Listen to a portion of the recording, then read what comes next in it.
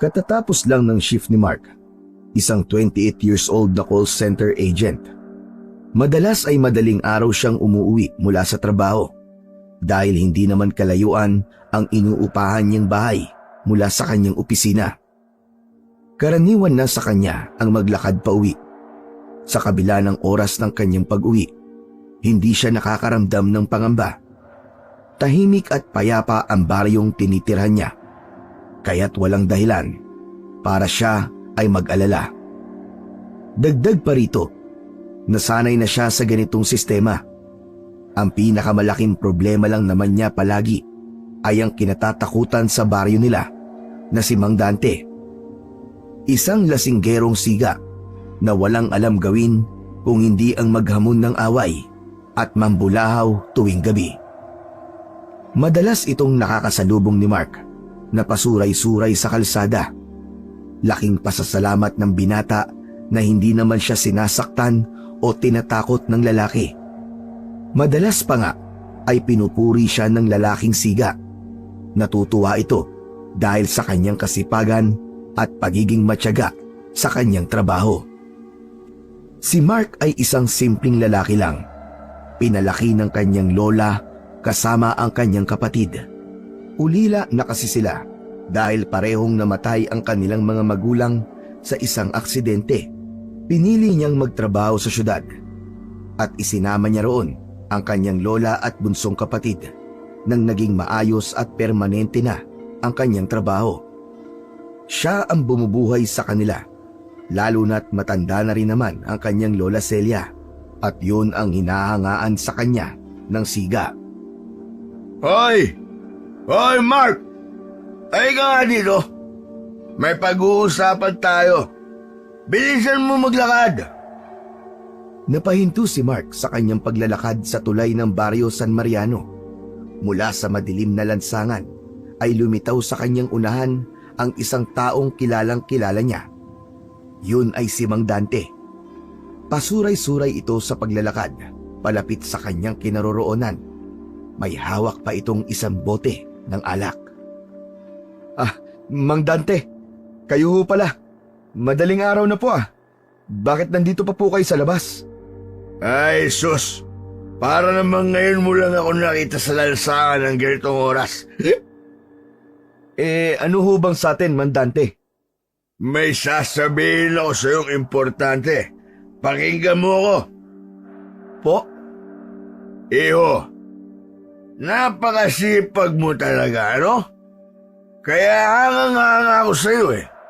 Di katulad ng ibang kabataan dito, natatamad-tamad, pasagot-sagot pa sa magulang.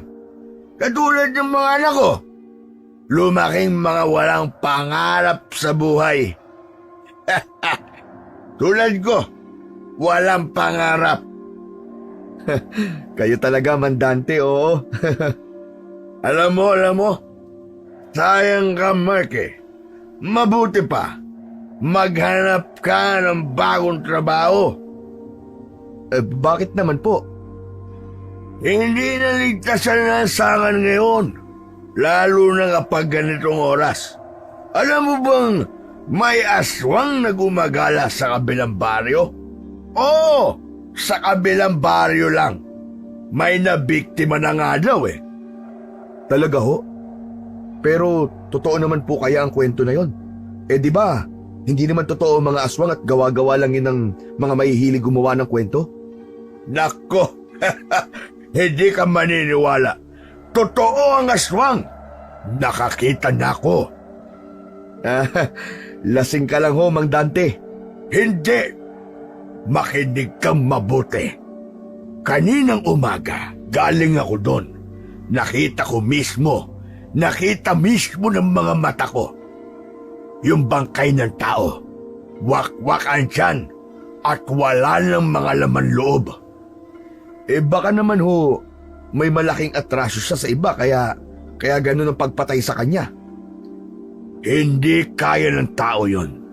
Kahit baliw hindi gagawin yon. Isang mabangis na aswang ang may gawa nun. Naniniwala ko. Kasi nakita ko rin yun. Nakita ko mga palatandaan. said ang dugo sa katawan ng biktima. Ni walang maski kaunting tulo sa lupa. Pagka ganun po ba aswang na kagad ang may gawa? Bahala ka kung ayaw mong maniwala. Ako binabalaan lang naman kita. Ang alam ko ho kasi, base sa mga napapanood ko sa YouTube, ang mga aswang madalas sa probinsya mo lang matatagpuan. Pero lungsod po to Imposibleng may aswang, Mandante. Maniwala ka, Mark. Hindi imposible na makarating dito yon. Lalo na tahimik ang baryo natin at madali lang puntahan. Mandante, mag-iingat na lang po ako siguro. Hindi ko pa po kasi pwedeng isakripisyo ang trabaho ko bilang isang call center agent Dito ko po kinukuha ang panggastos ko sa pag-aaral ng kapatid ko. Oo nga, naroon na tayo. Paano naman kung isang gabi may mangyari sa'yo? Paano na ang kapatid mo? Kung ako sa'yo, maghanap ka na ng ibang trabaho. Yung hindi pang gabi tulad nito. Nako, sinasabi ko sa'yo, may nakausap nga ako doon na kinumpirma na may aswang talaga sa barangay nila. Aba, nakita daw niya mismo yung aswang. Harap-harapan. Talaga po? Ano po nangyari? Ganito, isang gabi daw, naglalakad daw sa pauwi mula sa inuman. Habang naglalakad siya, may nakasunod sa kanya. Paglingon niya, abay may aso. Akala niya ordinaryong aso lang yon. Pero nung nakalapit na daw siya, anak ng ibang-iba, mapupula daw ang mga mata nito at tila nagbabaga pa. Tapos, abay akalain mong nagpalit daw ng anyo at naging isang nakakatakot na halimaw. Aba, mabuti po at buhay pa po yung nagkwento sa inyo. Nakatakbo daw ang damotres Mabuti na lang kamo at laging may balisong sandala. Nasaksak niya daw ang aswang at nakatakas siya. Kung totoo po ang sinasabi nyo, bakit pa kayo paghala-gala sa gabi? Di po ba kayo natatakot doon sa aswang na yon? Hoy Mark, para sabihin ko sa'yo, wala akong kinatatakutan. Pero ikaw bata ka pa. Mag-iingat ka. At kung kinakailangan, dapat palagi kang may baong-bawang o asin. Mabuti na rin yung may dala kang pamproteksyon.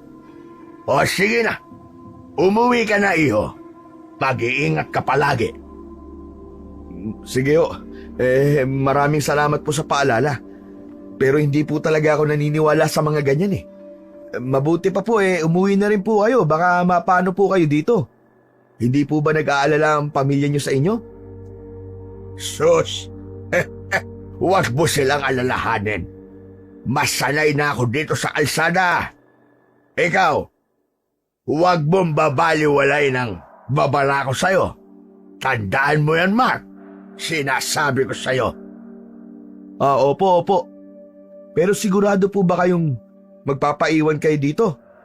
Parang di po kaya ng konsensya ko na iwan kayo dito Ay, huwag mo lang akong intindihin. Sabi ko nga matanda na ako. Saka ako siga dito, baka hindi mo nalalaman. Walang gagalaw sa akin sa barangay na to. Abay takot lang nila sa akin. Sige na, umuwi ka na. Ayoko mapahamak ka. Sige po. Pero sunod na rin po kayo Magpahinga na po kayo para bukas may lakas ho kayo ulit na uminom. Pagkasabi nun, ay tumalikod na siya at nagsimulang maglakad palayo. Ilang hakbang pa lang, ang naitutuloy niya ay muli niyang nilingon ang lasinggero. Sa liwanag ng iilang poste sa lugar na yon, nakita niya itong pasuray-suray pa ring naglalakad. Lumalakad ito ng mabagal at parang may kausap, ngunit wala namang tao sa paligid. Wala rin itong pakialam, gayong ang daang tinatahak nito ay palabas na ng kanilang barangay. Hanggang sa unti-unti na itong maglaho sa madilim na parte ng kalsada. Sa pagkakataong yun, ay naramdaman ulit ng binata ang pag-iisa. Hindi niya maipaliwanag Pero nang maisip niya ang sinabi ng lalaking lasinggero, ay para bang may malamig na hangin biglang sumalubong sa kanya at dumampi ito sa kanyang batok. Nanayo ang kanyang balahibo at kasunod nun ay nakarinig siya ng mumunting kaluskos mula sa masukal na gilid ng kalsada. Pakiramdam din niya ay may mga matang nakamasid sa kanya. Hindi. Imagination mo lang to, Mark. Imagination mo lang to.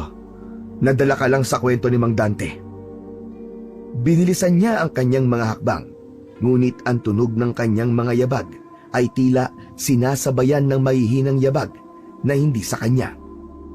Kahit sinabi niya kay Mang Dante na hindi siya naniniwala sa aswang, ay likas pa rin kay Mark ang maging matatakutin, lalo na kapag may nararamdaman siyang kakaiba sa kanyang paligid.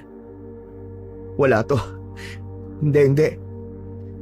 Diyos ko, gabayan niyo po ako. Lola, tulungan niyo ako, Lola. Ang lola na kanyang tinatawag ay si Lola Celia. Dati siyang kilala bilang isang mahusay na albularya sa kanilang probinsya. Matanda na siya, ngunit nananatiling matalas ang kanyang isipan at malakas pa rin ang pangangatawan. Mahusay pa rin itong manggamot at ilan na nga sa kanilang mga kapitbahay ang nagpapatingin sa kanya. Hindi isang ordinaryong albularya lamang ang matanda. Galing siya sa angkan ng mga biyasang manggagamot at espiritual na lider. Ang kanilang angkan ay nag-ugat pa nung panahon ng mga Kastila, kung saan ang kanilang mga ninuno ay kilala bilang mga babaylan. Ang mga babaylan ay isang tagapag-ugnay sa mundo ng tao at ng mga espiritu. Sila ang tagapagtanggol ng kanilang komunidad at manggagamot gamit ang mga lihim na karunungan mula sa kalikasan. Noong bata pa si Mark, madalas niyang samahan ang kanyang lola sa panggagamot. Dito niya nasaksihan kung paano tumutulong si Aling Celia sa mga nangangailangan, sa mga may sakit na hindi maipaliwanag, mga biktima ng kulam o ng mga nakakatakot na hindi makitang nilalang. Sa likod nito ay di pa rin lubos na nauunawaan ni Mark ang tungkol sa ginagawa ng kanyang Lola Celia. Para sa kanya kasi, ang prinsipyo niya, to see is to believe. Ngunit dahil sa kwento ni Mang Dante, bumalik sa kanyang isip ang palaging babala sa kanya ng kanyang lola tungkol sa mga ganitong klase ng nilalang. Pagkarating ni Mark sa kanilang bahay, agad niyang binuksan ang pintuan. Malakas pa rin ang kabog ng kanyang dibdib. Ngunit nang maamoy ang aroma ng kape mula sa loob, ay guminhawa ang kanyang pakiramdam. Sa maliit na lamesa sa kusina niya nakita ang lola na nakaupo habang nagkakape. Nakasuot ito ng lumang balabal at may hawak na tasa ng kape na gawa sa lumang porselana. May nakapatong na rosaryo at isang piraso ng sambong sa katabi nito. Mabuti naman at nandito ka na. Kanina pa ako nag-aalala sa'yo. Halos 1 oras ka nang atrasado sa iyong pag-uwi, apo ah. May nangyari ba?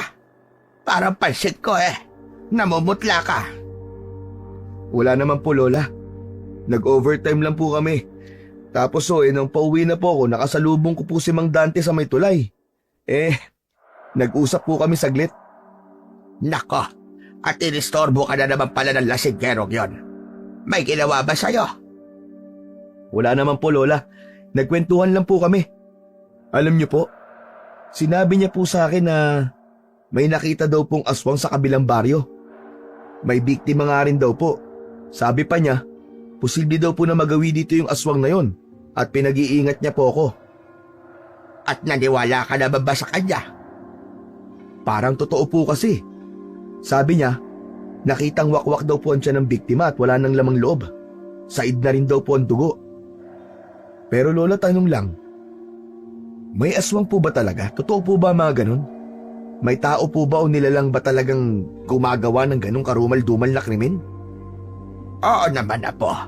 Hanggang ngayon ba hindi ka pa rin naniniwala?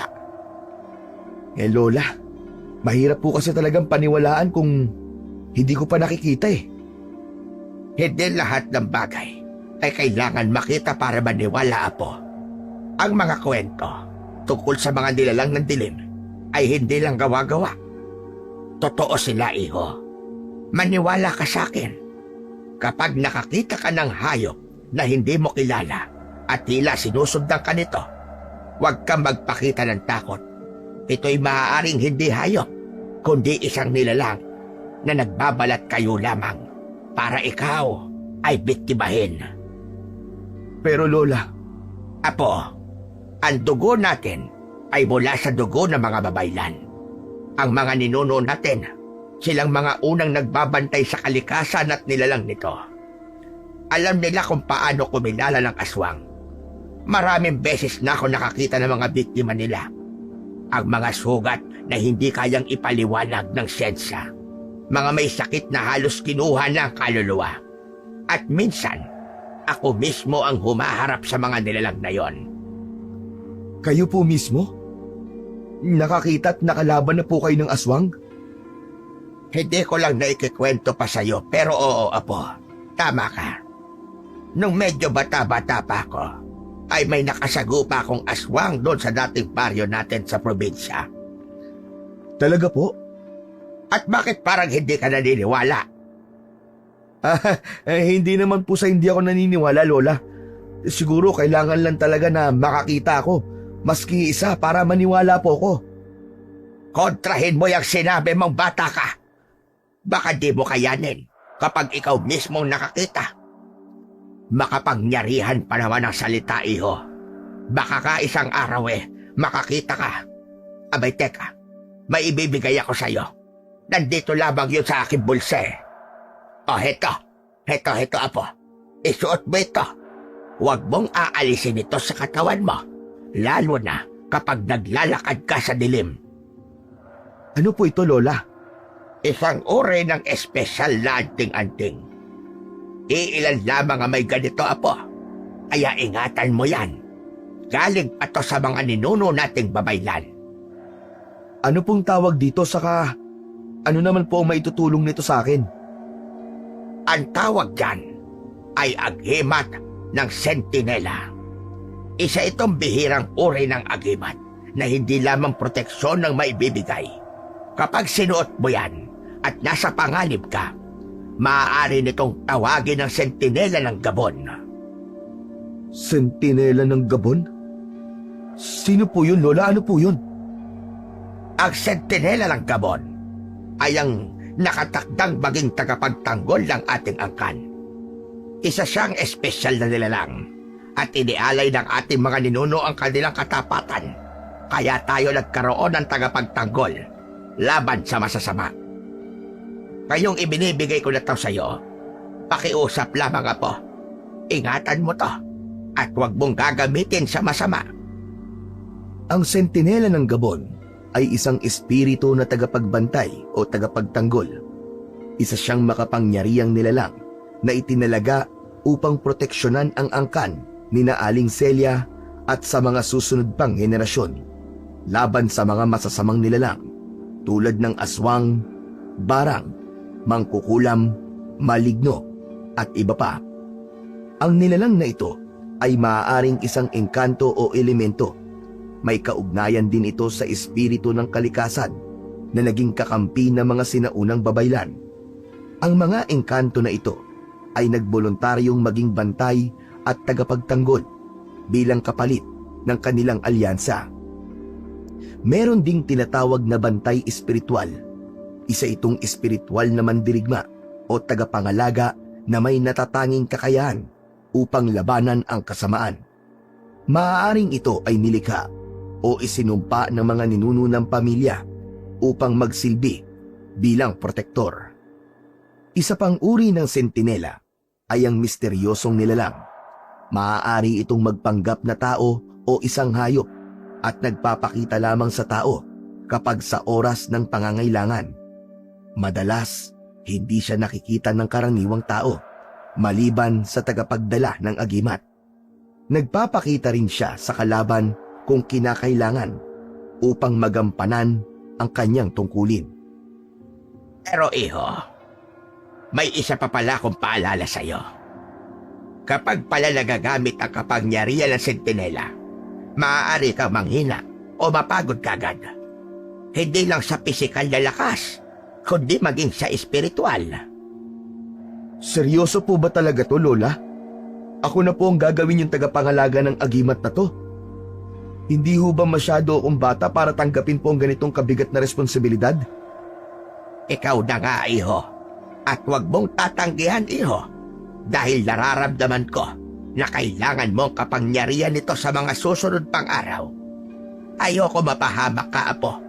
Lalo na't madalas kang madaling araw nang umuuwi dahil dyan sa trabaho mo na yan.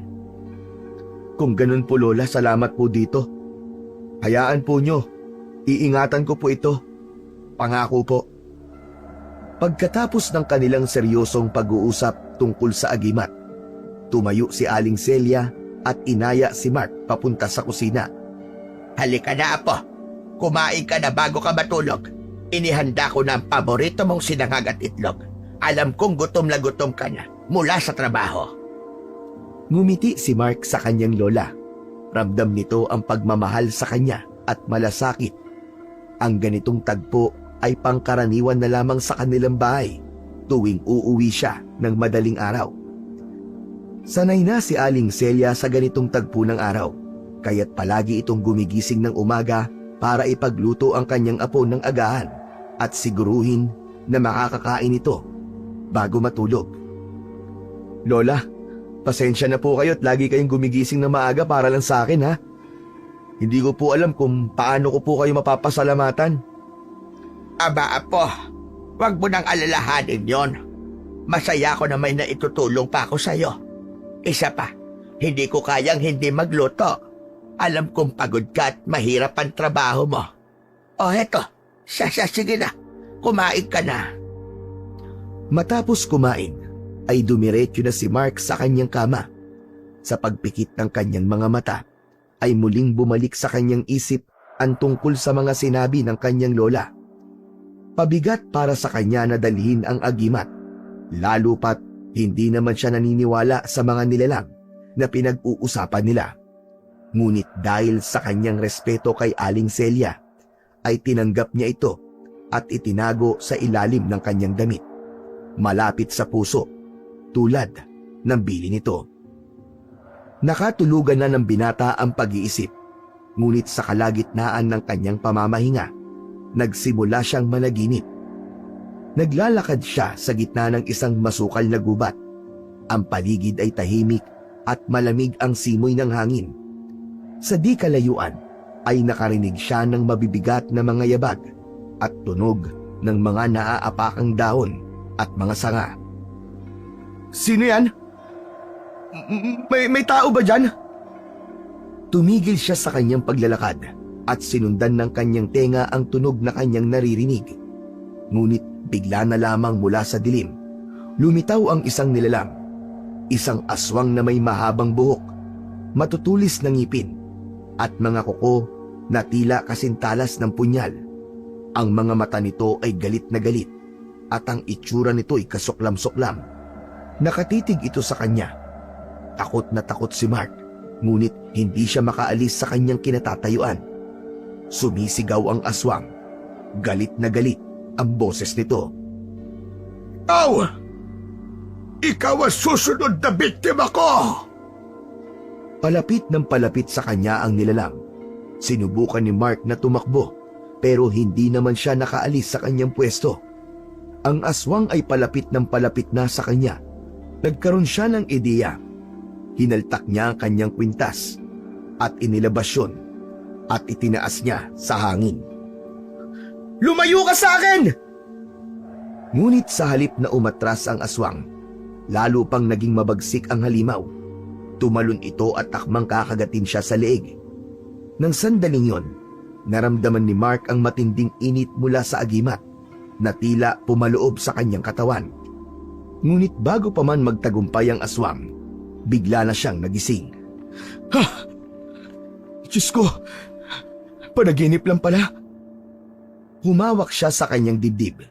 kung saan nakasuot pa rin ang agimat sa kanya. Ramdam niya ang init nito.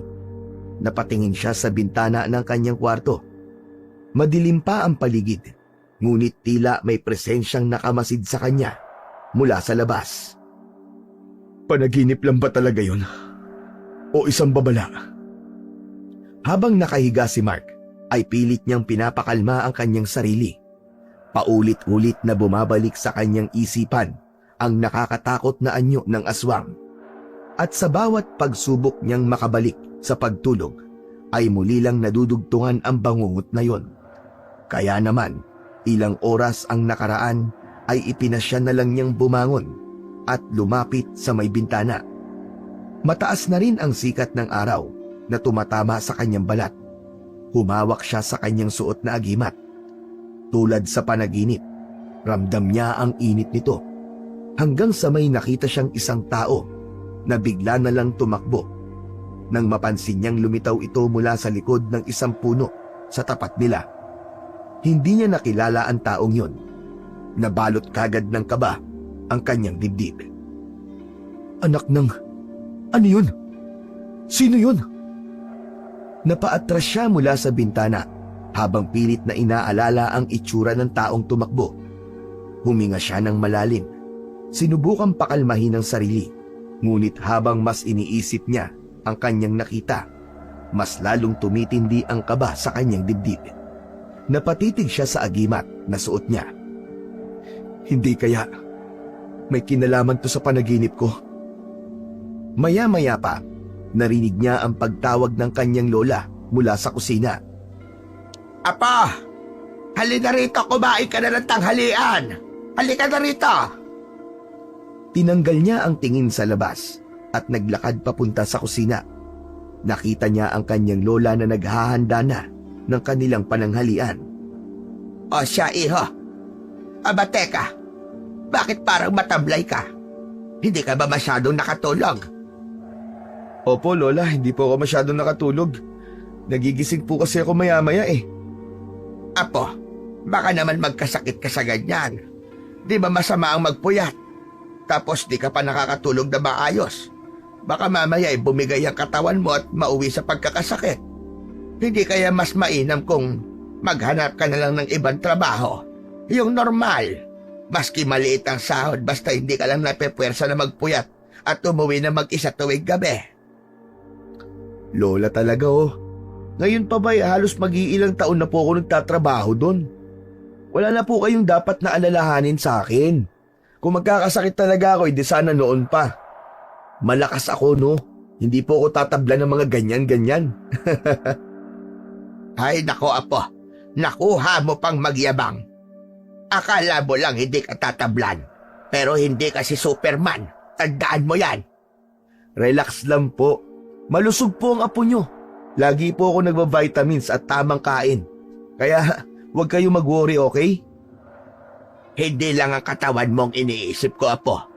Pati na ang iyong kaligtasan. Lalo na ngayon, ang dami-dami nang nangyayari. Hindi mo alam kung sino o ano ang makakasalubong mo sa daan. Napansin ni Mark ang seryosong tono ng kanyang lola. Tumigil siya sa pagngiti at tumingin ng diretso sa matanda. O siya, sige na. Kumain ka na para makatulog ka naman ng maayos mamaya. Siya nga po pala. May nakita po ako kanina sa labas, lola. Anong nakita mo? May tao po eh. Nagtatago po sa likod ng puno sa tapat ng bahay natin. Tapos po nung nakita ko siya, siguro napansin niya, bigla na lang po siyang tumakbo. Ba't sino naman ang loko-lokong gagawa nun? Hindi ko nga po alam eh. Kinakabahan tuloy ako. Huwag kang kabahan. Nasa iyo ang anting-anting. May proteksyon ka, apo.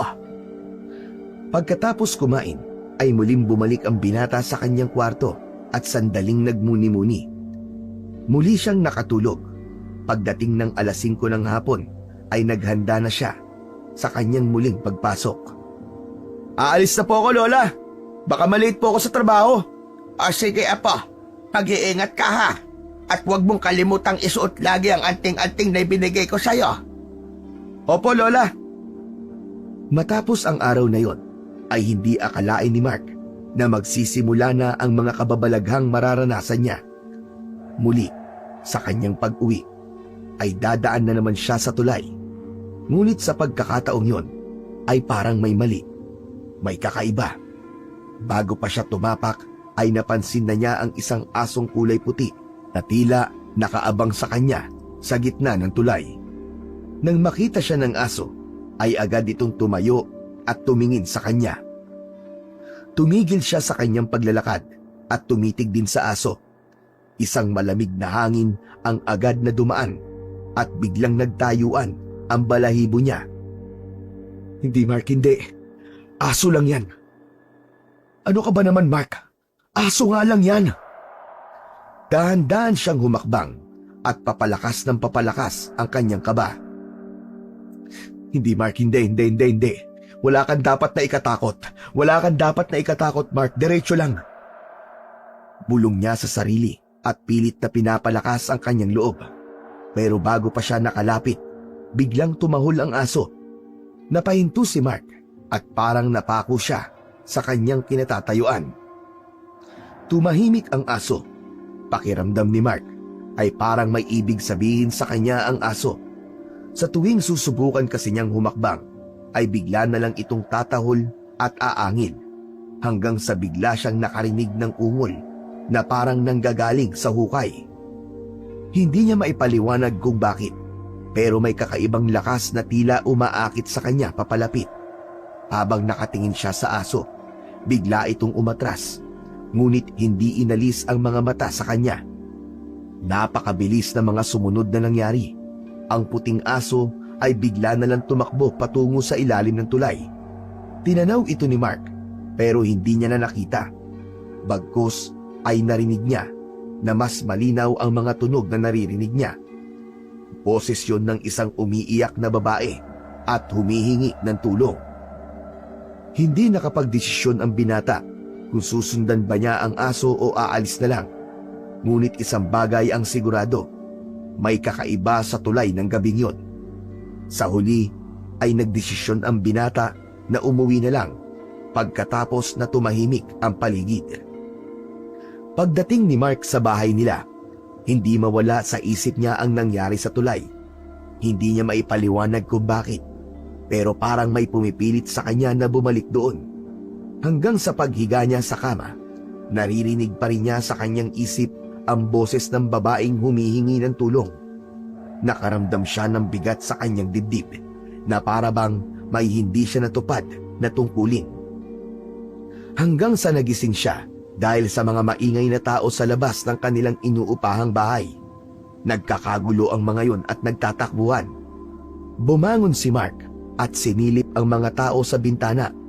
Nakita niya ang kanyang lola sa kanilang bakuran. Lola, ano po bang nangyayari? Bakit parang nagkakagulo po mga tao? Pupunta sila sa tulay, apo. Sa tulay? Bakit? Anong meron po? Nako, iho.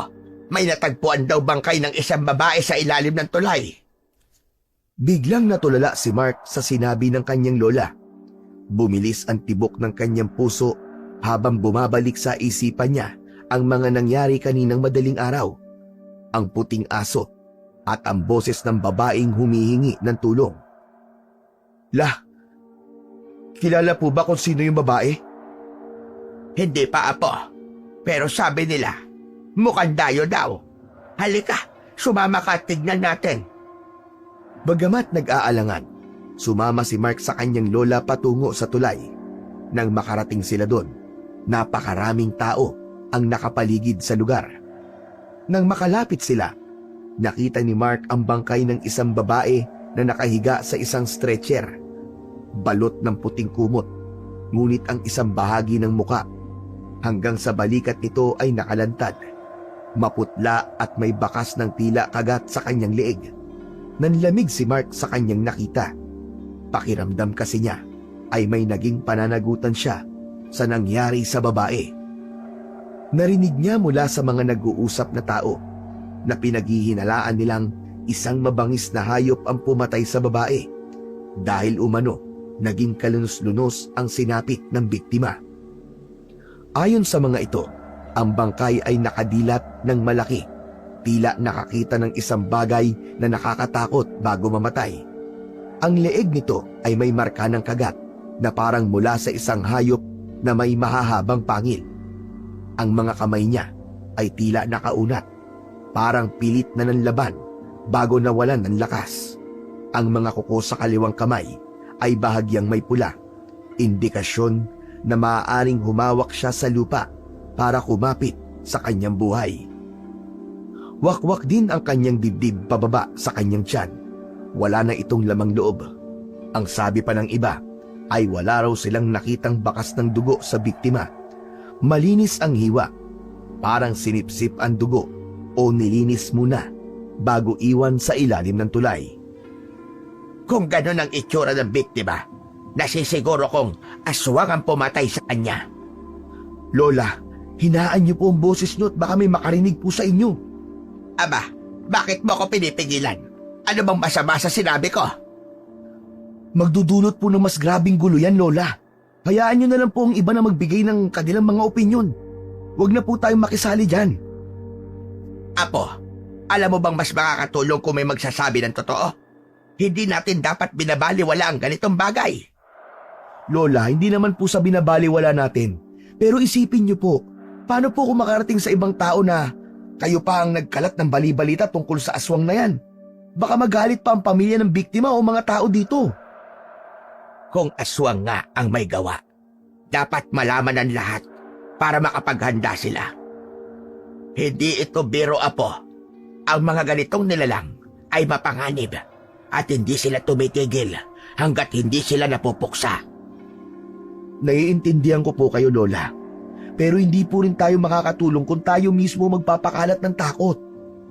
Alam niyo naman ang mga tao rito, madali silang maniwala at maghinala. Baka ang ending nito, Lola, may ibang mapagbintangan na wala namang kasalanan. May punto ka rin, Apo, sa iyong sinabi. Pero paano kung totoo nga may aswang sa lugar natin? Paano kung may sunod pang biktima? Kaya nga kailangan may gumawa na ng aksyon. Anong aksyon, Lola? Hayaan natin ang mga pulis na mag-imbestiga. Huwag na ho tayong makialam. Baka lalo lang po lumala ang sitwasyon. Umahimik si Aling Celia habang iniisip ang sinabi ng apo. Alam niyang may katwiran si Mark, pero mahirap para sa kanya na itikom ang bibig. Apo, kung totoo ngang aswang ito, hindi ito matatapos dito. Sigurado kung babalik pa siya. Tapos, paano kung ikaw ang... Wala hong mangyayari sa aking masama, Lola. Maniwala po kayo.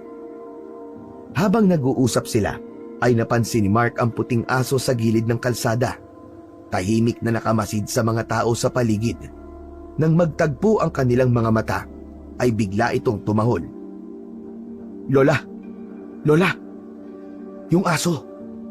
Yung aso na nakita ko kaninang pauwi ako. Anong aso, Apo? Hindi na nakapagpigil si Mark. Tangka niyang lalapitan ng aso pero tumakbo ito.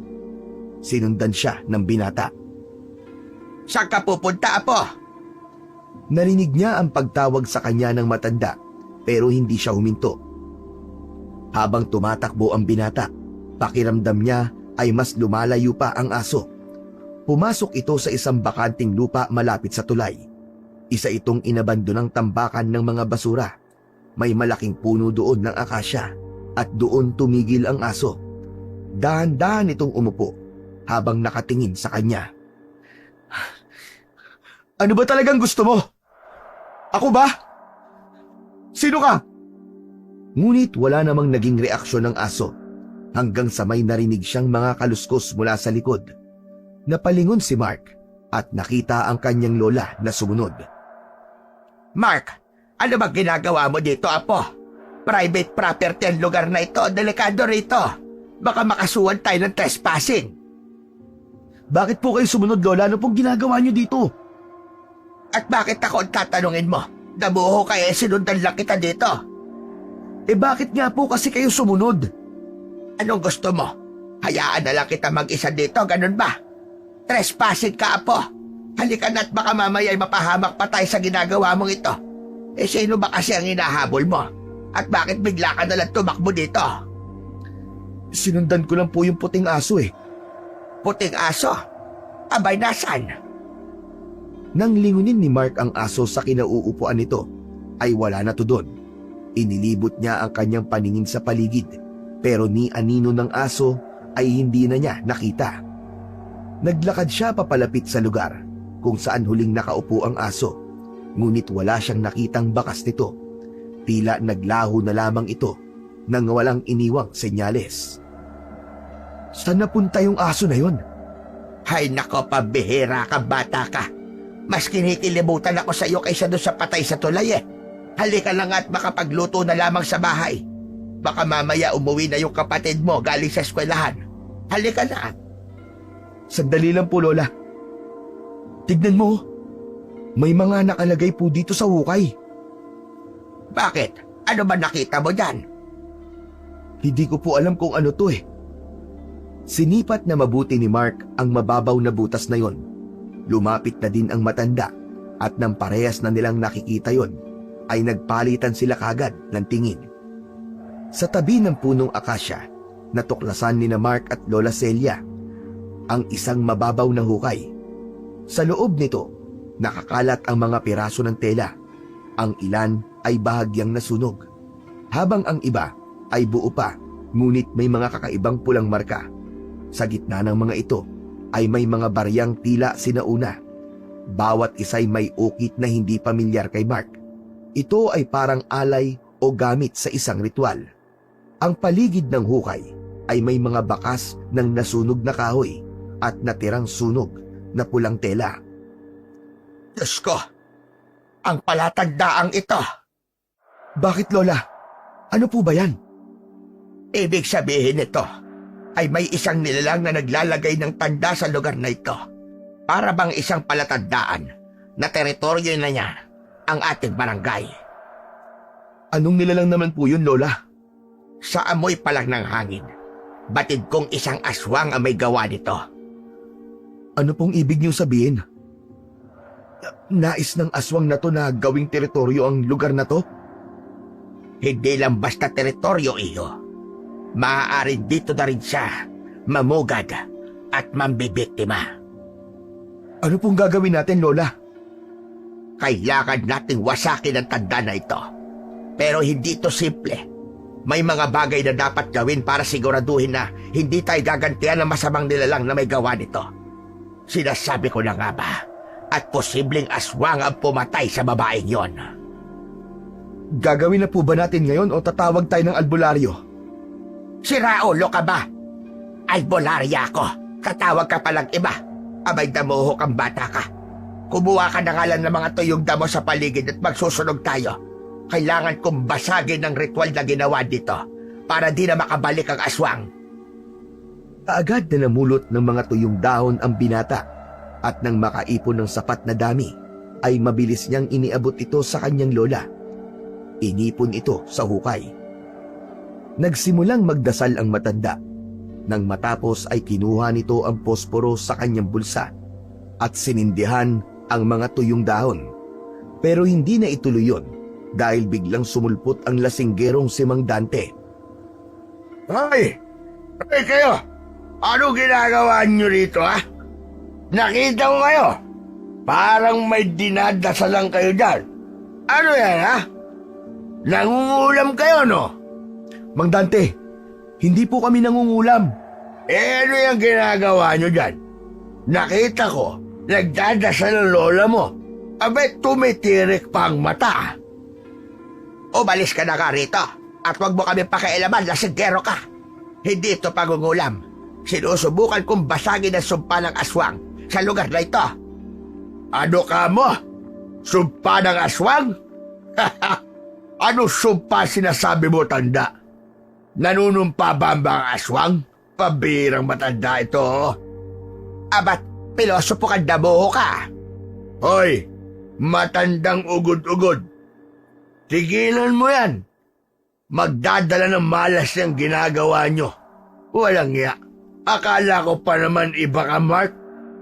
May iba pala kayong ginagawa ng lola mo. Nagkakamali ka, Mandante. Iba ang iniisip mo. Wala kaming ginagawang masama ng lola ko. Wala. Naka, kita ko ah. Tigilan niyo yan. Pag inituloy mo yan, tatawag ako ng pulis. Pakukulong ko kayo. Mandante, hindi niyo po naiintindihan eh. Delikado po itong nakita namin at kailangan namin itong alisin bago may masamang mangyari. Wala akong pakialam kung ano man ang ginagawa nyo. Basta, tumigil kayo o ako mismo ang huhuli sa inyo, baka pusasan ko kayo dito. Biglang tumayo si Aling Celia. Hawak pa rin ang posporo sa kamay. Hoy, ikaw, Dante. Kung gusto mo mamatay sa kamay ng aswang, sige, pigilan mo kami. Pero kung ayaw mo may masama pang mangyari, tumabi ka dyan at hayaan mo kong tapusin ito. Hoy, tanda, huwag mo akong dinadaan sa ganyan ha. Ikaw ang tumigil. Tignan mo to. Itong mababaw na hukay. Tignan mo, Dante. Tignan mo ang laman. Bahagi ito ng ritual ng aswang. Gagawin niyang teritoryo ang barangay na to. Kung hindi ko to sisirain, babalik siya para pumatay ulit. Lumabas kayo sa bakuran ko. Labas! Po? Narinig nyo naman ang sinabi ko, di ba? Umalis kayo sa bakuran ko. Ibig sabihin, sa inyo po ang bakanting lupa na to? Paano nangyari yon? Oo, sa akin ang lupa na to. Kaya wala kayong karapatang gumawa ng kung ano-ano rito nang walang pahintulot ko, mga damuho kayo. May nangyayari na sa lupa mo, Dante. Kung hindi mo aaksyonan, ikaw ang unang mapapahamak. Ano bang pinagsasabi mo? Wala akong pakialam sa sinasabi mong aswang. Ang alam ko lang, kailangan niyong umalis dito. Mang Dante, kung sa inyo nga ang lupa, di ba dapat mas lalo kayo mag-alala? Paano kung may mangyari sa inyo o sa pamilya niyo dahil dito? Pamilya. Wala akong pakialam kung aswang man yan o kung ano. Ang gusto ko lang, umalis kayo bago ako magsumbong. Oo na, sige na. Sige na. Aalis na kami. Pero Lola, Wala na tayong magagawa, Mark. Kung ayaw niyang makinig, mas mabuti pang umalis na lang tayo. Halika na. pero nasimula na po niyo ang ritual. Paano po yun? Hindi ba mas lalala kung dito matutuloy? Oo. Pero kung wala siyang pakialam, wala tayong magagawa. Baka magdulot pa tayo ng mas malaking gulo kung pipilitin natin. Kailangan maghanap na lang tayo ng ibang paraan. Dahan-dahang lumabas ng bakuran ni Mandante ang maglola. Nang makalabas na sila, tinignan ni Mark ang kanyang lola. Panay ang buntong hininga nito at malalim ang iniisip. Habang naglalakad palayo, hindi mapigilan ni Mark ang magtanong muli sa kanyang lola. Lola, kinakabahan po talaga ako eh. Natigil niyo po yung ritual. Ano po mangyayari doon? Mapapadali ang paglapit ng aswang sa kanyang target. At kapag nalaman ng aswang na sinubukang kontrahin siya pero nabigo, maaaring lumaban ito ng mas marahas bilang ganti. Pero susubukan ko maghanap ng iba pang paraan. Pero kailan, Lola? Baka may mabiktima ulit bago pa tayo makakilos. Napatingin si Aling Celia sa langit. Tila humihingi ng sagot mula sa itaas. Alam niyang tama ang sinabi ni Mark, pero limitado ang kanilang ginagawa nang wala sa tamang lugar. Sa isip niya, mas mabuting umisip ng mas maayos na plano kesa magpadalos-dalos. Pagkarating nila sa kanilang bahay, naupo si Aling Celia sa lumang upuan at muling tinignan ang kanyang apo. Apo, huwag ka na kaya munang pumasok mamaya. Po? Kinakabahan ako, Apo. Yung pag-uwi mo ng madaling araw na nag-iisa. Pero Lola, mahirap pong hindi pumasok eh. Paano po magasusin natin dito? Alam ko yon, Apo. Pero iba ang kutob ko. Baka may masamang mangyari sa'yo. Lola, sanay na po ako. Lagi ko namang ginagawa to, di ba? Kaya ko pong ingatan ang sarili ko. Hindi to tulad ng dati, Mark. May aswang na gumagala. At hindi natin alam kung sino ang susunod niyang bibiktimahin. Napatingin si Mark sa kanyang lola. Ramdam niya ang pag-aalala nito, pero alam din niyang kailangan niyang kumayod para sa kanyang pamilya. Lola, naiintindihan ko po ang takot niyo, pero hindi po ako pwedeng tumigil. Kung hindi ako magtatrabaho, paano na lang tayo? Lalo na po si Bunso. Kung titigil ako, pati ang pag-aaral niya po maaapektuhan. Kung magpalipat ka na lang ng ibang oras, Apo. Lola, hindi po ganun kadali yun. Hindi po ako pwede magdikta ng oras ng aking pasok. Baka po mapagalitan po ako ng team leader namin. Kung lumipat na lang tayo, Apo, maghanap na lang tayo ng ibang mauupahan sa ibang barangay. Lola, alam ko sasabihin mo, Apo. Pero ako bilang lola mo, hindi mo ako mapipigilang mag-alala sa'yo. Wala na ang mga magulang mo. Kaya ako na lang ang natitirang nagpapaalala sa'yo. Salamat po, Lola. Pero nangangako po ako, mag-iingat po ako, Lola. Hindi ko po hahayaang may mangyari sa aking masama. Mabilis na lumipas ang mga oras. Muling pumasok sa trabaho si Mark. Ngunit ng gabing yun ay nagkaroon ng half shift. Kaya naman 11:00 pa lamang ng gabi ay umuwi na ang binata. Pag uwi niya mula sa trabaho ay nakita niyang may tao sa paligid. Kaya naman nawala ang kaba niya at takot sa tulay. Habang naglalakad siya, napansin niyang may pulubing nakaupo sa gilid nito ng kanyang madaanan. Nakayuko ito, pero napansin niyang nakatingin ito sa kanya sa kabila ng mahabang buhok na tumatakip sa mukha nito. Huminto siya saglit at tiningnan ang pulubi. Manong, ano pong ginagawa niyo dito sa tulay? Ngayon ko lang po kayo nakita dito ah. Nang humakbang siya para sa nalapitan ang matanda, ay may malamig na ihip ng hangin ang naramdaman niya mula sa likod. Paglingon niya, ay nakita niyang muli ang puting aso na nakatayo sa hindi kalayuan. Nakatitig lang sa kanya. Ikaw na naman? Ang aso ay hindi gumagalaw, pero ang titig nito ay parang nangungusap. Nang ibalik ni Mark ang tingin sa pulubi, laking gulat niya nang makita nitong nakatingala na ito. Diretsyong nakatitig sa kanya. Ang mukha nito ay maputla at ang mga mata ay tila walang buhay. Biglang tumayo ang pulubi. Nanginginig ang katawan. Narinig niya ang mahinang ungol nito na unti-unting lumalakas. Sa takot niya ay napaatras si Mark. Hindi na alam ng binata kung ano ang gagawin at kung sino ang titingnan. Iginala niya ang paningin sa paligid at kung kailan naman tila nangangailangan siya ng tulong ay biglang nawala ang iilang tao na nakita niya kanina. Ang aso naman ay unti-unting lumapit sa kanya. Di maaari. Ano ba nangyayari? Nang biglang kumilos ng mabilis ang pulubi, palapit sa kanya, biglang umalulong ang aso. Nagdulot yun ng ilang segundong paghinto ng pulubi. Sapat na para kay Mark na makatakbo palayo. Tumakbo siya ng tumakbo hanggang sa wakas ay narating niya ang harap ng kanilang inuupahang bahay. Nanginginig niyang binuksan ng pintuan at pumasok sa loob at agad ding isinara. Humihingal siyang naupo sa upuan sa sala. Pilit na pinapakalma ang kanyang sarili. Ngunit hindi maitago ang panginginig ng kanyang katawan nang dahil sa takot. Magulong-magulo din ang kanyang isip at puno ng katanungan tungkol sa nangyari. Maya-maya ay narinig niya ang hakbang ng kanyang lola mula sa kusina. Nang makita siya nito, nagtaka ang matanda sa biglaang pag-uwi ng kanyang apo ng maaga. Abay Mark, nandiyan ka. Ano nangyari? Ba't ka umuwi ng ganitong oras? Maaga pa. Wala po, Lola. Nagkaroon lang po kasi ng half shift kaya umuwi po kami na maaga. Kaya ka. Pero bakit ganyan ang itsura mo?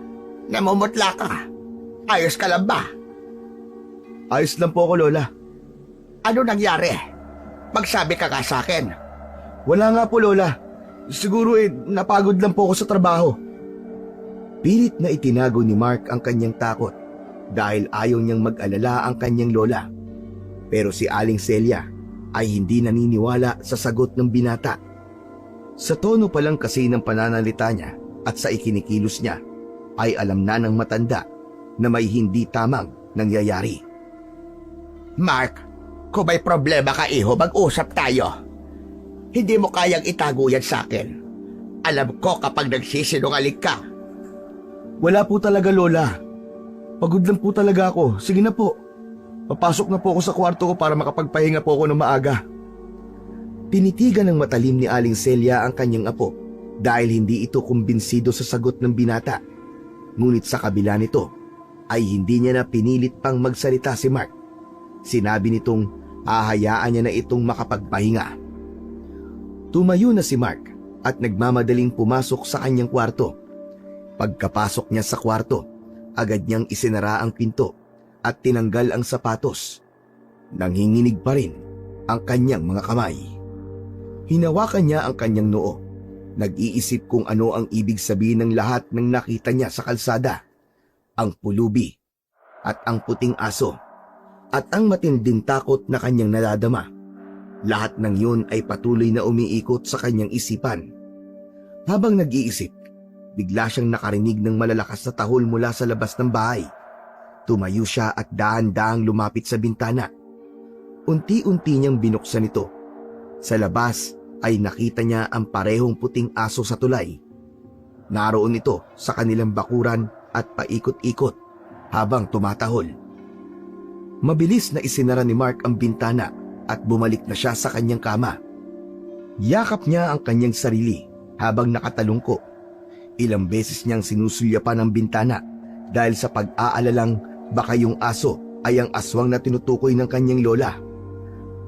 Naglalaro sa isip niya ang napigil na ritual at naisip niyang baka dahil doon ay siya ang naging target ng kinatatakutang aswang. Hindi Mark, hindi totoo ang aswang. Huwag kang maniniwala hanggat hindi mo nakikita sa sarili mong mata. Walang aswang, Mark, walang aswang. Dahil kung meron, maaapektuhan nito ang pagpasok mo sa trabaho. At hindi mo hahayaang mangyari yun. Para sa lola mo, para sa kapatid mo. Kinabukasan, nagising si Mark ng mas maaga. Halos nag-aagaw pa lang ang dilim at ang liwanag nang bumangon siya at pumunta sa kusina. Lumabas siya nang makarinig ng tunog ng potpot galing sa nagtitinda ng pandesal. Lumabas siya para tawagin ito, pero mabilis itong nakalayo, kasunod ng mga taong papunta muli sa iisang direksyon. Nakarinig siya ng sirena ng sasakyan ng pulis. Bigla siyang kinabahan dahil sa kanyang mga nakikita at naririnig. Biglang tumabi sa kanya ang kanyang lola. Isa na lamang biktima. Napatingin si Mark sa kanyang lola at panay ang lunok ng kanyang laway. Narinig ko lang kanina sa ibang dumaraan na po. Sabi nila, wakwak daw ang katawan. Sinabi ko na, Mark, hindi dito titigil ang pananalanta ng aswang na yon.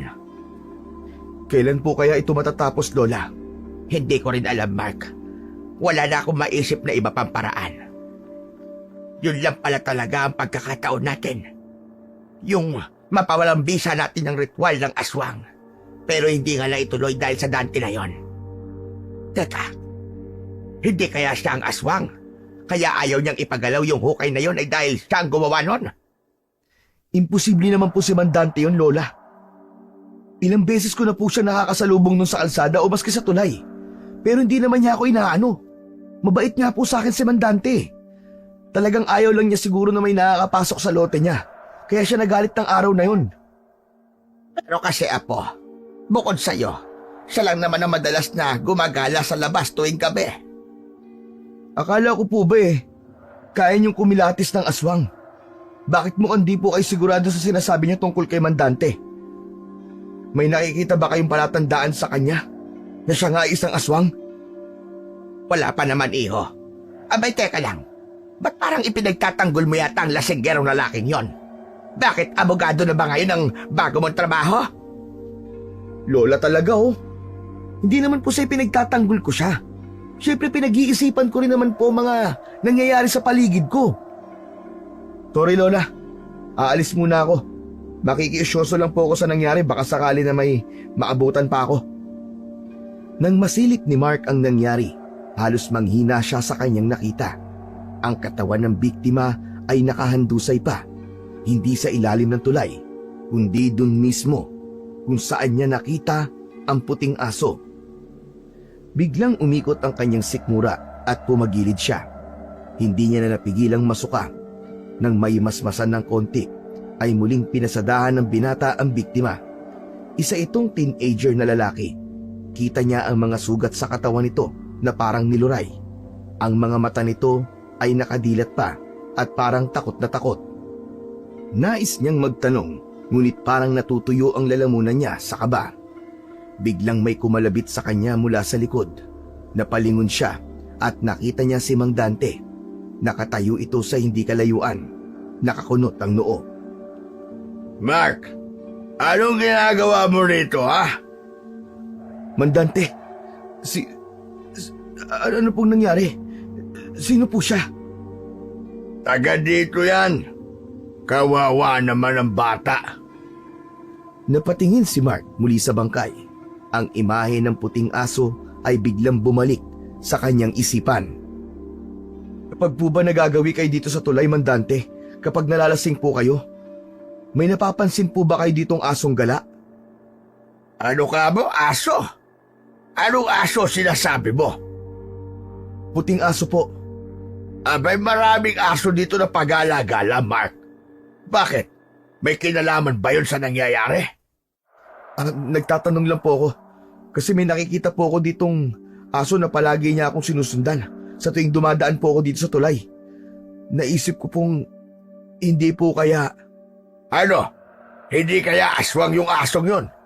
Yung ba nais mo sabihin? Kung aswang nga yun, abay kailangan ng mahanap. Tama-tama, naghahanap kami ng pulutan ng mga kasabahan ko. Mang Dante naman nagbibiro pa po kayo eh. Seryoso po ako. Mang Dante, kayo po nagsabi sa akin at nagbigay ng babala tungkol sa aswang sa kabilang barangay. Bakit ngayon parang iba na po ang sinasabi nyo?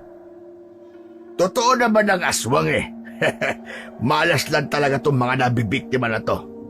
Pero totoo din yung mga mangkukulam at mas higit silang dapat nakatakutan kaysa sa aswang. Kasi mga traidor ang mga yan. Mga malas din. Kaya yan, lola mo, patigilan mo na yan sa ginagawa niya. Po? Alam mo, minsan ko siyang nakita sa likod ng bahay nyo.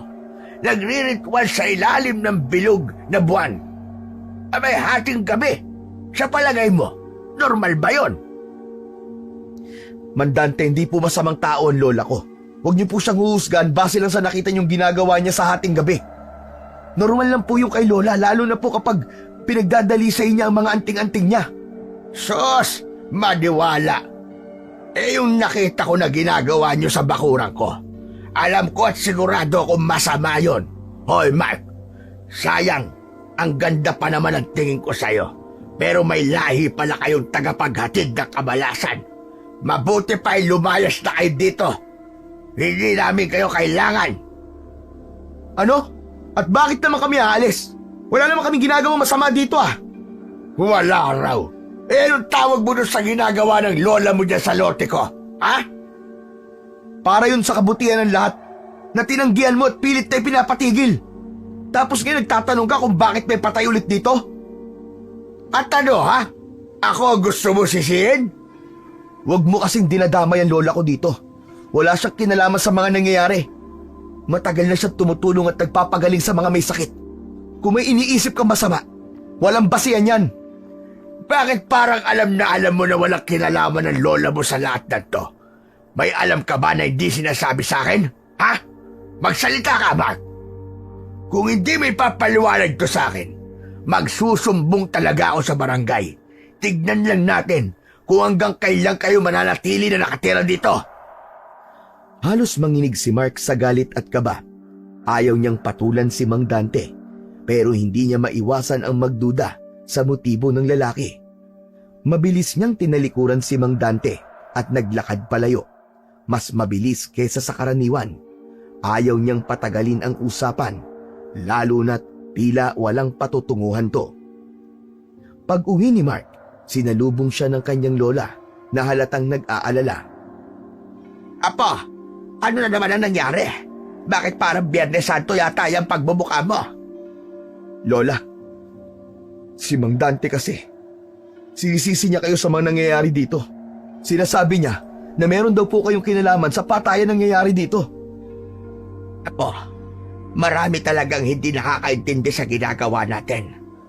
Pero Lola, paano po kung totohanin niya sinasabi niya na magsusumbong siya? O kaya naman ipagkakalat ang mga nakita niya? Paano kung kayo ang pagbintangan ng mga tao? Hindi ko alam ang gagawin, Lola, kapag nangyari yun. Walang maniniwala sa tao na yon. Saka kilala na ako ng iba dito. May mga napagaling na rin ako. Hindi sila maniniwala sa anumang sasabihin ni Dante. Hayaan mo lang siya. Makikita din niya ang hinahanap niya. Sige na, Apo. Magpahinga ka na. Sa paglipas ng mga araw, ay nagpatuloy ang buhay ni Mark. Bahay, trabaho. Trabaho, bahay. Papasok ng hapon at uuwi ng madaling araw. At sa bawat pag-uwi ng binata at sa pagdaan niya sa tulay, may napagtanto ang binata. Sa tuwing daraan siya roon, ay hindi nawawala ang puting aso na palaging nakasunod sa kanya hanggang sa makatawid siya ng tulay. Naroon din ang pulubi na laging nakaupo sa gilid. Tahimik ngunit tila nagmamasid. Hanggat maaari ay iniiwasan na lang niyang tingnan ang dalawa at binibilisan ang kanyang paglalakad. Subalit habang dumadaan ang mga araw, napansin niyang wala namang nangyayari sa kanya. Hindi siya ginagalaw ng aso at hindi din naman siya ginagambala ng pulubi. Tahimik lang ito sa kanyang kinauupuan. Habang tumatagal, nasanay na si Mark sa presensya ng dalawa. Unti-unting nawala ang takot niya. Pero isang gabi, habang pauwi si Mark, naabutan niyang tila nakikipagtalo si Mang Dante sa pulubi sa tulay. Galit na galit ito at sinisigawan ang pulubi. Narinig niya ang malulutong na mura ng lasinggero habang itinutulak ang pulubi na nananatiling tahimik lang at hindi man lang kumikibo sa ginagawa sa kanya. Napahinto si Mark at nag-isip kung dapat ba siyang lumapit at umawat. Subalit nanaig ang takot sa kanya.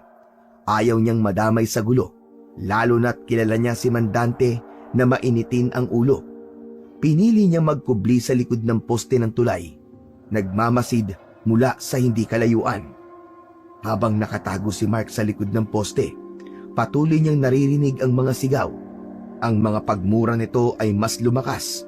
Halatang nawala na sa sarili ang lasinggero.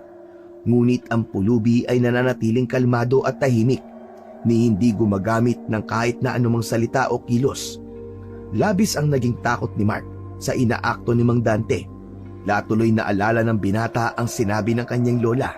Sa kanyang nakikita, hindi imposible na maging isang masamang nilalang nga ito. At naisip niyang ang pulubing walang kalaban-laban ang nais nitong biktimahin ng gabing yun. Napasiksik siya sa poste dahil sa isiping yun. Sa kabila ng takot na nararamdaman, pilit niyang sinilip ang nangyayari. Nakita niyang muling itinulak ni Mang Dante ang pulubi ng mas malakas, dahilan upang mabuwal ito at tumama ang likod sa sementong gilid ng tulay. Sa wakas, tila hindi na napigilan ng pulubi ang kanyang sarili. Bumangon ito ng dahan-dahan at sa unang pagkakataon ay nagsalita ito. Ang boses niya ay mababa at malamig. May halong pagbabanta ang mga sinasabi.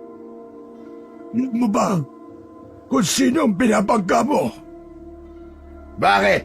Sino ka ba, ha? Kaya mo ba akong labanan? Ano? Lalaban ka ba? Umalis ka na. Huwag mo akong pakialaman dito. Ano wag pakialaman? O ikaw na hayop kang pulubi ka? Ang kapal ng mukha mo tumambay dito sa tulay ko, ha? Ang lugar na ito, hindi para sa katulad mo. Aalis ka ba o itatapo kita sa ilog? Nailing si Mark sa kanyang narinig. Alam na alam niya ang litanyang yun ni Mang Dante. Napagtanto niya na talagang mahilig lang palang magyabang ang lalaki. Ang lupang nakitaan nila ng marka ng aswang, marahil ay hindi rin tunay na pag-aari niya. Mahilig at gustong-gusto lang nitong magyabang at magpakilalang hari ng kasigaan sa kanilang lugar. Ang pulubi ay nananatiling nakatayo at hindi gumagalaw. Malamig ang mga mata nitong nakatitig lang kay Mang Dante. Walang nagmamay-ari sa tulay na ito. Hindi ito sa'yo. Sa akin o hindi, wala akong pakialam. Hindi ka bagay dito. Ang baho-baho mo. Umalis ka na. Sige na, alis na. Baho lang pala ang problema mo eh. Di ba dapat ang pinakikialaman mo ay yung sarili mong kaluluwa? Umaalingasaw ang baho at budhi mo. Lalong nag-init si Mang Dante dahil sa sinabi ng pulubi. Nanlaki ang kanyang mga mata at sinipa ang lata ng pulubi na nagkalat ang laman nito sa kalsada. Mukha mo sumagot sa akin ha. Umalis ka na. Huli na itong babala ko. Hindi mo lugar to. Umayas ka na. Kung hindi, baka mapatay kita dito. Tumigil ka na. Ikaw ang umalis dito. Hindi ikaw ang punteriya ko. Ngunit hindi nakinig si Mang Dante. Muli nitong itinulak ang pulubi habang patuloy niyang pinagmamasdan ang nangyayari. May kung anong napansin si Mark sa kanyang tabi. Paglingon niya, nakita niya ang puting asong nakaupo. Tahimik na pinanonood ang alitan sa pagitan ni Mang Dante at ng pulubi. Parang nag-aabang ng susunod na mangyayari. At sino ang punteriya mo dito? Sabihin mo nga sa akin. Sa tanong na yon ay dahan-dahang bumaling ang tingin ng pulubi sa direksyon kung nasan nakatago si Mark. Nanlamig ang binata dahil doon. Kitang-kita niya ang paglingon nito ng mabagal at parang hindi normal. Ang ulo nito ay gumalaw na parang may kaunting panginginig na parabang hirap na hirap sa simpleng kilos. Tapos ay nakita ng binata ang nakakakilabot na mga mata nito. Maputla at walang itim. Ang tingin nito ay matalim. Parang alam nito kung nasaan si Mark kahit nakatago siya. Ang mukha ng pulubi ay may kakaibang ngiti sa kanyang labi. Samantala, narinig niyang lumikha ng ingay ang puting aso sa kanyang tabi. Napalingon siya dito. Ngunit sa pagkakataong yon, hindi na ito mukhang isang ordinaryong hayop lang. May nagbago sa anyo nito. Ang balahibo nito na dating makintab at malinis ay naging magulo at parang nakadapa. Parang nabasa ng tubig. Ang nguso nito ay bahagyang nakabuka at ang malaking ngipin ay nakalitaw. Matutulis ang mga pangil at tila handang manakmal. Ang mga mata nito ay hindi rin normal. Nagliliwanag ito na parang isang mapulang liwanag. Parang may apoy sa loob. Parang nagbabaga. Habang tinititigan ito ni Mark, pakiramdam niya ay puno ito ng galit at pagkapuot. Ang tahimik na ungol nito ay unti-unting lumalakas. Parang nagbibigay ng isang babala. Ang buntot nito ay hindi kumikilos. Nakabagsak lang ngunit ang buong katawan ay tila puno ng tensyon at handang sumalakay anumang oras. Biglang bumalik sa isip ni Mark ang sinabi ni Mang Dante tungkol sa aswang sa kabilang barangay. Ayon dito, ang nilalang ay nag-aanyong aso. Habang tinititigan niya ang puting aso sa tabi niya, hindi maiwasang magdikit ang mga piraso ng palaisipan sa utak ni Mark. Nagpapalit-palit ang tingin niya sa tatlong nilalang na kasama niya sa tulay. Anak ng teteng oh! Isa ba sa kanila? Samantala, si Mang Dante ay patuloy sa pagmumura at paninigaw sa pulubi. Hindi man lang alintana ang kakaibang nangyayari. Napansin niya ring kakaiba ang lakas na pinapakita ng lasinggero. Nagsimula na siyang magduda. Ang tatlong nilalang sa paligid niya, ang puting aso, ang pulubi at si Mang Dante. Lahat sila ay may kakaibang presensya ng gabing yun. Hindi na siya makagalaw sa kanyang pinagtataguan ng dahil sa takot. Pakiramdam niya ay napapalibutan na siya ng hindi maipaliwanag na puwersa na masama at mapanganib. Muling napatingin ang binata kina Mang Dante at muli itong nagsisisigaw at binanatan ang pulubi. Pinagsisipa niya ito at pinagsusuntok ng walang habas na siya namang ikinalugmok ng pulubi sa lupa. Tama na! Pinalaan niya kita! Ngunit ang tulad mo, kailangan turuan ng leksyon. Ang tulay na ito ay hindi mo teritoryo. Ako ang hari sa lugar na ito. Ano mang gusto ko ay magagawa ko. Bakit? Anong gagawin mo sa akin, ha? Gaganti ka? Umalis ka na. Huwag mo kong pilitin na ipakita ang tunay kong anyo. Muling sinipa ni Mang Dante ang pulubi ng malakas, dahilan para mapaigik ito. Ngunit sa halip na muling bumagsak, ang pulubi ay tumayo ng marahan na para bang wala itong nararamdamang sakit. Naging kapansin-pansin ang paglaki ng katawan nito at ang anino nito ay nagmistulang may kakaibang hugis sa ilalim ng liwanag ng buwan. Nagmistulang may mga pakpak at buntot. Naglilitawan ang mga litid na parang pumuputok sa ilalim ng kanyang mga balat. Ang mga damit nito ay napunit sa ilang bahagi at ang balat ay nagkulay abo. Ang dati nitong payat na muka ay lalong numipis at nagkaroon ng matutulis na pisngi at panga. Ang bibig nito ay bumuka at lumitaw ang mahahabang pangil na kayang gumutay-gutay ng anumang makakagat nito. Ang mga kamay nito ay humaba rin at ang mga daliri ay tumulis at naging matatalim ang mga kuko na parang isang patalim. Ang likod nito ay yumuko ng bahagya na para bang handa itong lumundag anuman sandali. Ang dating anyo nito na isang kawawang pulubi ay napalitan ng isang anyong halimaw na galit na galit. Biglang umalingasaw din sa buong paligid ang masangsang na amoy na parang may nabubulok na laman. Pinilit mo ko. Ngayon, panahon na para managot ka. Anong klaseng demonyo ka? Anong klaseng demonyo ka? Si Mang Dante ay biglang nagmistulang maliit at walang laban. Napaatras ito at hindi makapaniwala sa kanyang nakikita. Napalunok ng ilang beses si Mark habang nakikita ang pangyayari na parang isang eksena mula sa isang masamang panaginip. Habang patuloy ang bangungot sa harapan niya, napagtanto ni Mark na wala siyang magagawa para pigilan ang nangyayari. Ang katawan niya ay nanginginig na sa takot at pakiramdam niya wala siyang lakas na pwedeng gamitin para mailigtas si Mang Dante laban sa kamay ng aswang. Mas lalo pang lumakas ang masansang na amoy at pumailan lang ang nakakakilabot na ungol ng aswang. Biglang nanaig ang kagustuhan niyang tumakas. Mula sa kanyang pinagtataguan ay tumakbo siya ng mabilis. Napansin niyang nakasunod na naman sa kanya ang aso. Ang mga pulang mga mata nito ay kumikislap sa dilim. Bahagyang bumagal ang kanyang pagtakbo nang makarinig ng isang malakas na sigaw galing kay Mang Dante mula sa tulay. Isang sigaw na punong-puno ng paghihirap at takot. "Huwag kang titingin, Mark! Huwag kang titingin! Huwag kang lilingon!" Hindi niya alam kung ano ang nangyari doon. Ngunit isa lang ang sigurado niya. Kailangang makalayo siya sa lugar na yon sa lalong madaling panahon. Nang sa wakas ay nakita na niya ang pamilyar na daan pauwi sa kanilang bahay. Mas lalo pa niyang binilisan ang pagtakbo at yung aso hindi pa rin siya nilulubayan. Tumigil lang ito nang tuluyan na siyang makapasok sa kanilang bahay.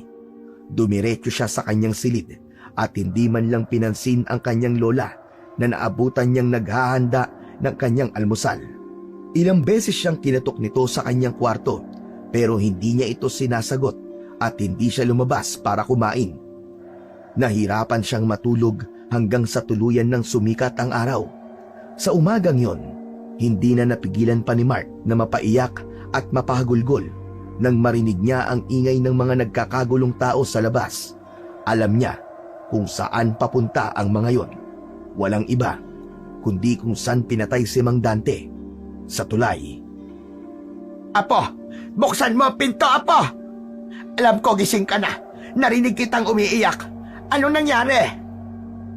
Tumayo siya at pinagbuksan ang kanyang lola. Nakita niya rin ang kapatid na nasa tabi nito. Parehas na nakatitig sa kanya. Abat namamaga at namumula mga mata mo, Apo? Hindi ka ba nakatulog? Bakit ka umiiyak? Lola, may nangyari na naman. Alam ko kung saan papunta ang mga tao sa labas. Sa tulay, Lola. Sigurado ako may panibagong biktima na naman ng aswang. Apo, may alam ka ba sa nangyari? Narinig ko kanina na natagpuan sa tulay ang bangkay ng lasinggerong si Dante. At nahuli nila yung pumatay sa kanya. Ano po? Nahuli nila? Totoo po ba? Oo, Apo. Naroon, nakakulong na. At iniimbestigahan na ngayon ng mga pulis. Sino yung nahuli nila, Lola? Sigurado po ba sila na yun nga ang pumatay kay Mang Dante? Oo, sabi ng mga nakausap ko kanina, naaktuhan daw na sinasaksak ng taong yon si Dante. Yung pulubi na nakatambay sa tulay. Siya yung hinuli ng mga talon at sinurrender sa pulis kanina lang. Lola, patawarin mo ako. Patawarin mo ako kasi naglihim at nagsinungaling ako sa'yo. Ano ba sinasabi mo, Apo? Sa tuwing umuuwi po ako na madaling araw, sa totoo lang po, may nangyayaring kababalaghan po sa tulay. Pero hindi ko po sinasabi sa inyo kasi baka patigilin niyo po ako sa trabaho. Alam mo mga nangyayaring kababalaghan sa tulay? Apo, sabihin mo, may alam ka ba o may kinalaman ka ba sa mga patayang nangyayari? Hindi po, Lola, wala po. Hindi ako pumatay sa kanila. Pero nakukonsensya ako. Kasi wala akong nagawa para tulungan sila, Lola. Parang naririnig ko pa rin po yung mga sigaw nila at paghingi nila ng tulong. Lola, aswang po ang pulubi na yon. Aswang po siya. Isang halimaw. Wala ka namang kasalanan, Apo. Ang mga nangyari ay hindi mo kagustuhan. Makinig ka sa akin. Bagamat may proteksyon ka galing sa agimat ng sentinela, wala kang lakas para harapin o kalabanin ng mga nilalang na tulad ng aswang. Pero Lola, ano pong silbi ng agimat kung wala rin akong magagawa? Hindi ko matanggap na naroon lang ako. Narinig ko sila at nakita. Pero hindi ko man lang sila natulungan. Apo, hindi mo kasalanan ng mga nangyari. Ang agimat ay hindi nagbibigay ng kapangyarihan para lumaban kung hindi ka pa handa. Ang layunin nito ay protektahan ka, hindi upang itulak ka sa isang laban na hindi mo kaya. Pero Lola, si Mang Dante, yung aso, may asong lagi nakabuntot sa akin, Lola. Mula na magpakita sa akin ang aso na yon, palagi nang may nangyayaring masama. Ano ka ba? Aso? Anong aso ang sinasabi mo? Isang puting aso, Lola, na may mapupulang mga mata. Palagi siyang lumilitaw sa tuwing dadaan ako sa tulay. Nung una ko siya nakita, nakarinig ako ng sigaw ng isang babae. Yun yung unang bangkay na nakita sa tulay, Lola. Posible po bang ang asong yun ang dahilan ng lahat ng ito? Mukhang naiintindihan ko na ngayon, Apo. Halika, makinig ka sa sasabihin ko. Ang asong yon ay hindi lang basta aso. Hindi rin siya aswang tulad ng pagkakaintindi mo. Siya ang ipinadalang gabay at proteksyon mo.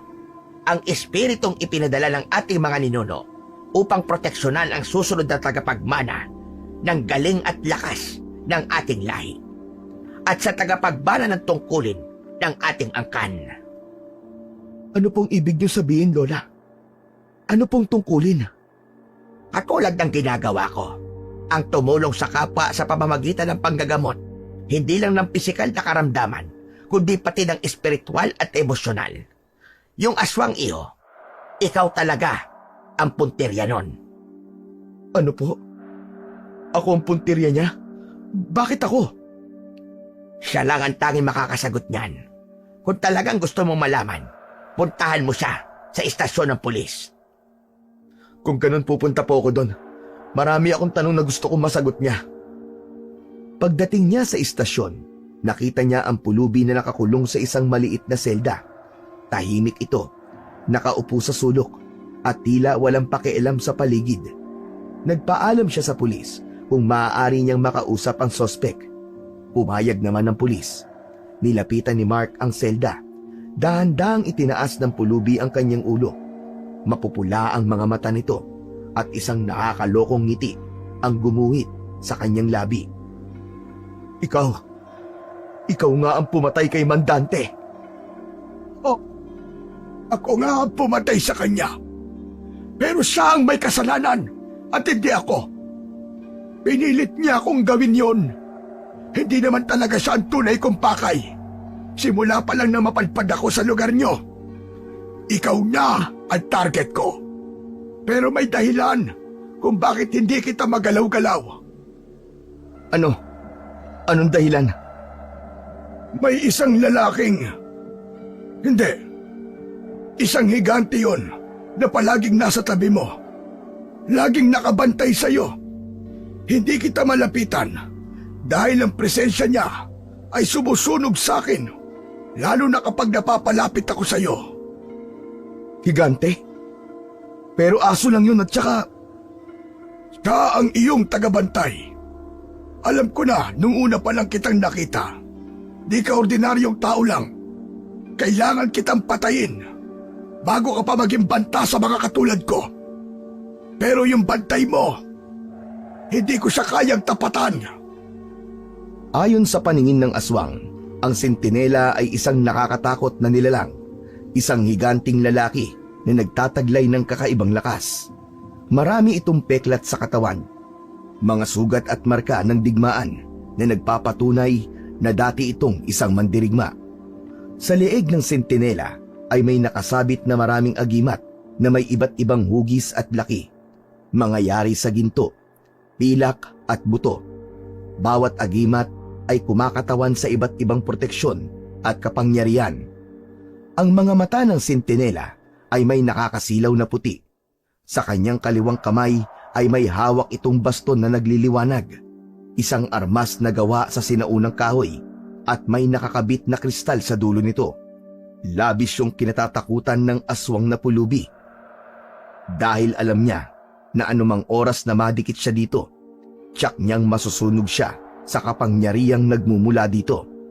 Hindi ito kayang daigin maski ng pinakamalakas na uri ng aswang. Simula noon, mas naging maingat si Mark. Hindi niya na binabaliwala ang presensya ng puting aso na patuloy na nag-aabang at sumasabay sa kanya sa tuwing dadaan siya sa tulay. Kapag madaling araw, pag-uwi niya galing trabaho, kahit na kinikilabutan ay natuto siyang mahalin at pasalamatan ito bilang kanyang gabay at protektor laban sa anumang klase ng panganib. Isang gabi, habang pauwi si Mark mula sa kanyang trabaho, napansin niyang hindi niya nakita ang aso sa karaniwang pwesto nito. Napahinto siya sa gitna ng tulay at inilibot ang kanyang paningin, ngunit wala ni anino ng aso. "Nasaan ka? Saan ka nagpunta?" Biglang narinig ni Mark ang mahina ngunit malalim na alulong mula sa dulo ng tulay. Nang lingunin niya, nakita niya ang puting aso na nakatayo malapit sa poste ng ilaw. Nakatitig sa kanya. Ang liwanag mula sa ilaw ay tumatama sa makintab na balahibo nito at tila may aninong naglalaro sa paligid. Tahimik itong tumalikod at naglakad papunta sa madilim na bahagi ng tulay. "Maraming salamat sa iyo, kaibigan.